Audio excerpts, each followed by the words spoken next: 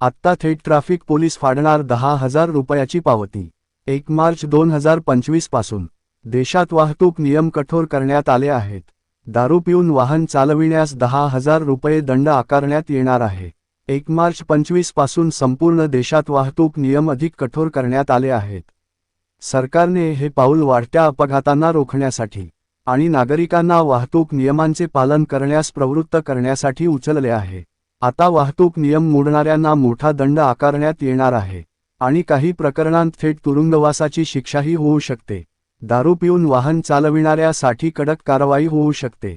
जर कोणी दारू पिऊन गाडी चालवताना आढळला तर त्याला आता 10,000 रुपये दंड आणि 6 महिने तुरुंगवास होऊ शकतो। जर तीच चूक पुन्हा केली तर 15,000 रुपये दंड आणि 2 वर्षांचा तुरुंगवास ठोठावला जाईल। हा कठोर निर्णय मद्यधुंद अवस्थेत होणारे अपघात रोखण्यासाठी महत्त्वाचा